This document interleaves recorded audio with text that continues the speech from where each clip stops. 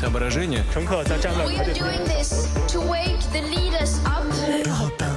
La revue de presse internationale sur Europe 1. 3 continents ce matin, nous irons en Chine et au Mexique. Première étape, ceci dit, en Allemagne. Bonjour Hélène Kohl. Bonjour. De quoi la presse allemande parle-t-elle ce matin ? À la une, cette mystérieuse affaire d'empoisonnement à l'université de Darmstadt, dans le centre de l'Allemagne. Selon le Frankfurter Rundschau, les enquêteurs pensent qu'il s'agit d'une tentative d'assassinat, peut-être même d'un attentat. Die Zeit raconte, le poison se trouvait dans du lait, à disposition dans 3 cuisines partagées de l'Institut de géosciences.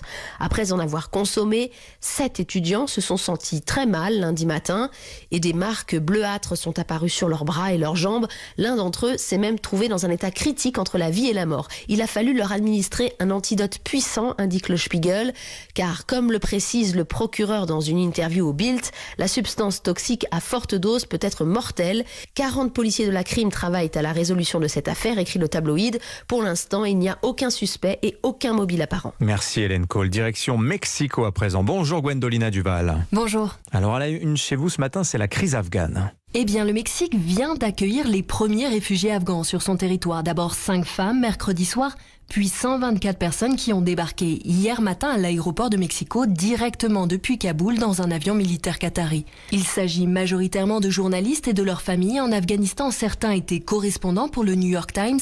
Ils ont été évacués avec un visa humanitaire.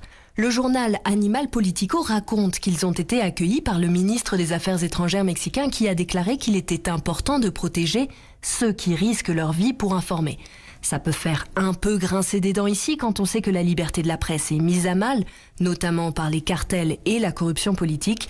Quoi qu'il en soit, le fait que le pays reçoive rapidement des personnes d'Afghanistan n'a rien de très surprenant, puisque le Mexique a toujours eu une tradition d'accueil pour les réfugiés. Enfin, dernière étape de notre tour du monde. Nous filons en Chine rejoindre Sébastien Le Belzic. Bonjour Sébastien. Bonjour. Alors on parle chez vous de l'école ce matin.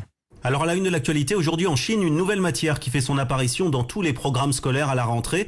Il s'agit, nous révèle le quotidien communiste Global Times, de la pensée de Xi Jinping, le président chinois, qui sera donc étudié à l'école au même titre que les mathématiques ou les langues.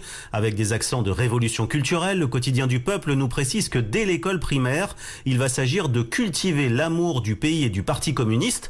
En secondaire, former les élèves aux opinions politiques de base, et au lycée, la théorie marxiste sera au programme, essentiellement autour des réflexions du président Xi sur ce que la presse appelle le socialisme aux caractéristiques chinoises. Le président chinois, qui avait déjà fait réécrire l'histoire de la Chine et publié son petit livre rouge, a donc aujourd'hui ses manuels scolaires. Rentrée des classes prévue dans une semaine. Merci Sébastien Le Belzic, le correspondant européen à Pékin.